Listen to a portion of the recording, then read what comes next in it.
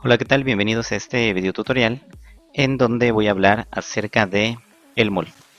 Voy a iniciar con la definición de mol, que nos habla de una cantidad de materia que equivale a la masa de tantas unidades elementales como átomos hay en 12 gramos del isótopo carbono 12. Vamos a dividir esta definición en dos partes, la primera que habla acerca de la cantidad y posteriormente al hacer referencia hacia el isótopo carbono 12. Esta cantidad del mol es muy sencilla de relacionar, ya que nosotros estamos muy acostumbrados a relacionar cantidades con ciertos valores. Por ejemplo, una docena con 12 unidades, y de ahí podemos hablar de media docena, dos docenas, docena y media, un millar, que es una unidad más grande, ya tiene 1000 unidades, medio millar. Podemos hablar incluso de cientos, centenar, que vamos, es la misma cantidad de unidades. Y de esa misma manera, así como 12 es para docena y 24 para dos docenas, 1000 para un millar, 6.022 por 10 a la 23 es la cantidad de unidades que contiene un mol. Y de aquí podemos hablar de 2 moles, 3, 4, incluso medio mol, ¿no? Mientras que en el ciento son 100 unidades, medio mol, por ejemplo, es 3.011 por 10 a la 23. Vamos a desarrollar este número para ir analizando a qué hace referencia esta cantidad. Primero, este número está escrito en notación científica. Para poder desarrollar este número tenemos que ubicar dónde se encuentra el punto, ubicar el exponente, y a partir de aquí, como el exponente es 23, tenemos que recorrer 23 números hacia la derecha, este punto decimal, para poder obtener el siguiente número. Aquí está. Este número está compuesto por el 6 y a partir de ahí el 0.22, que ya ocupa 3 lugares, más 20 ceros. Inicialmente el punto decimal se encontraba en esta posición, lo hemos recorrido 23 lugares respetando el 0.22 y obtenemos este valor, ¿ok? Para poder leerlo vamos a dividir cada 6 cifras. Aquí tenemos a los millones, otras 6 cifras tenemos billones, otras 6 cifras tenemos trillones, y este número se lee entonces como 602.200 trillones. Para tener una perspectiva de lo grande que es esta cantidad, vamos a ver 4 ejemplos. Primero, si tenemos un mol de pesos mexicanos, un mol de gotas de agua, un mol de dólares y un mol de clips. Si tuviéramos un mol de pesos mexicanos, podríamos gastar 190 billones, 956.367 millones, 326.230 pesos cada segundo de nuestra vida desde el nacimiento.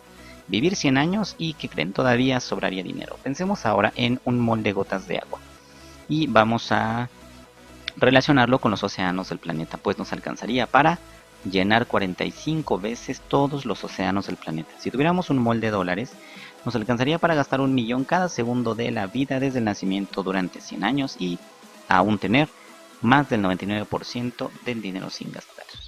Si tuviéramos un mol de clips y los enganchamos, los hacemos cadenita, nos alcanzaría para cubrir el diámetro de la Vía Láctea más de 20 veces. Este valor, puesto desde esta perspectiva, es un valor bastante grande. Ahora imaginen qué tan pequeño tiene que ser el átomo para que se tenga que utilizar un número tan grande para poder medirlo. Continuamos. Este valor de mol se lleva el nombre de este científico italiano de nombre Amadeo Avogadro, quien propone que volúmenes iguales de gases diferentes contienen la misma cantidad de átomos o moléculas. Este científico, curiosamente, no es quien propone este número. La aportación de Avogadro es esta, la de los gases. Sin embargo, es Jean-Baptiste Perrin quien hace la propuesta ya del valor exacto de la constante de Avogadro. La primera aproximación que tiene Jean-Baptiste es en 1909, cuando postula el número de Avogadro, pero no es hasta 1926 cuando gana el premio Nobel de Física. Este es físico químico francés, gana este galardón por calcular el valor exacto de la constante de Avogadro. Detalle curioso, no fue Avogadro precisamente quien lo propone. Ya vimos ahorita la primera parte de la definición de mol, que habla acerca de la cantidad, pero hay otra parte que nos habla acerca de los isótopos del carbono. Vamos a ver. Primero voy a definir lo que es un isótopo. Es un átomo del mismo elemento que tiene su mismo número atómico, pero tiene una masa distinta, mismo número atómico. La partícula que le da el valor de el número atómico a los elementos es el protón.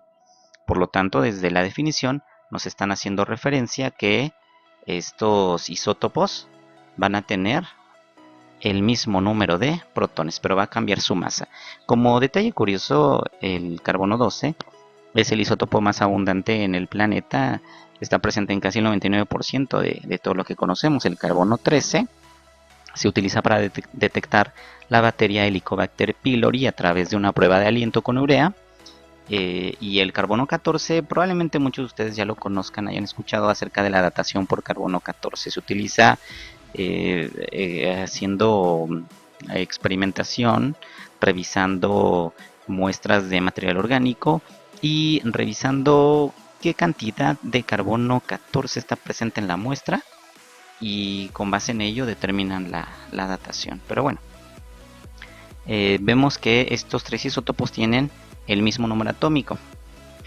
Cualquier átomo tiene tres partículas, que son los protones, que son los electrones, y en el caso de los isótopos lo que los hace diferentes son los neutrones. Por ejemplo, en el carbono 12 ya vimos que tiene sus 6 protones, va a tener 6 neutrones para un total de 12 unidades de masa atómica. En el carbono 13 cambia el número de neutrones a 7 para un total de 13 unidades de masa atómica. Si te das cuenta, aquí si tú sumas los protones más los neutrones te dan las unidades de masa atómica.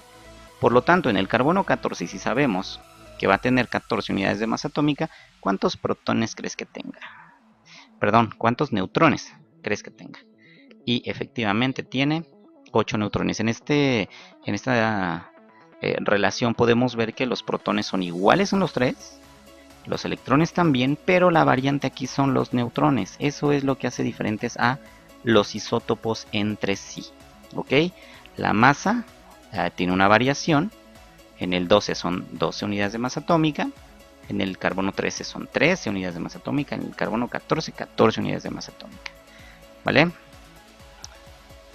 Tenemos entonces que un mol es igual a 6.022 por 10 a la 23 partículas, unidades, átomos, moléculas, ¿sale? Y el elemento que nos está mencionando la definición es el carbono, específicamente el carbono 12, en donde esta cantidad de átomos de carbono tienen una masa de 12 gramos.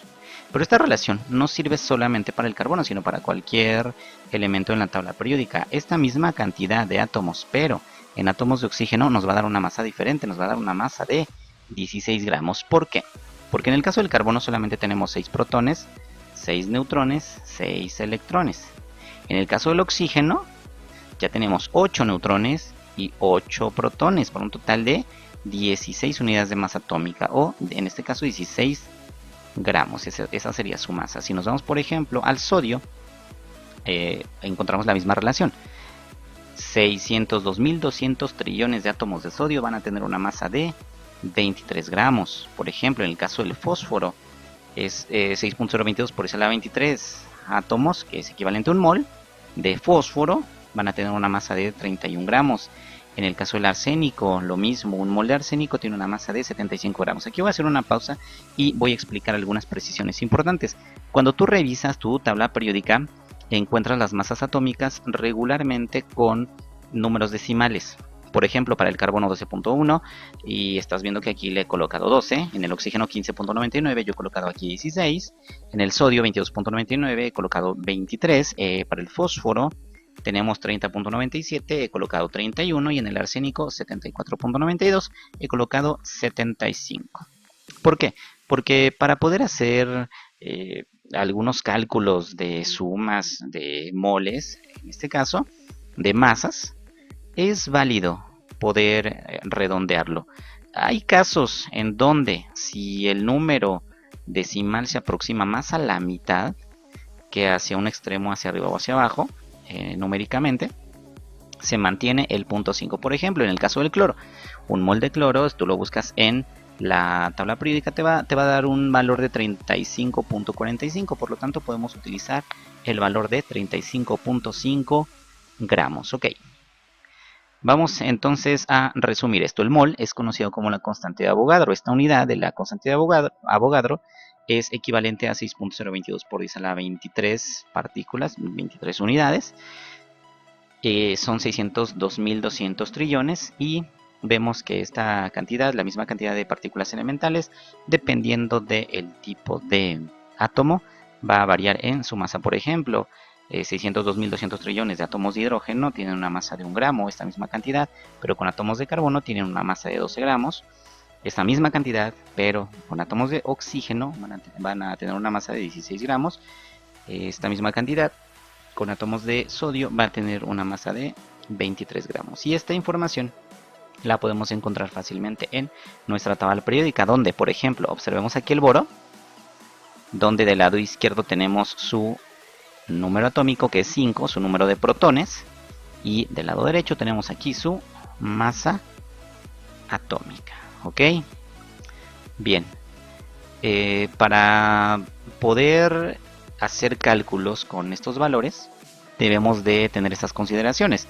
Que si el hidrógeno tiene una cantidad de 1 gramo por mol de átomos, si tuviéramos 2 moles, pues sería equivalente a 2 gramos, ¿no? Por ejemplo. Y así cada elemento tiene su masa de acuerdo a su mol de átomos. Por ejemplo, en el caso del carbono son 12 gramos por mol. En el caso del oxígeno son 16 gramos por mol. En el caso del sodio son 23 gramos por mol. Y así cada uno de los elementos de la tabla periódica nos va a dar el valor de 1 mol y su masa. De aquí nosotros podemos empezar a realizar cálculos, pero esto lo vamos a ver en un próximo video. En este video ha sido todo. Espero que haya quedado bastante claro y nos vemos en un próximo video. Bye.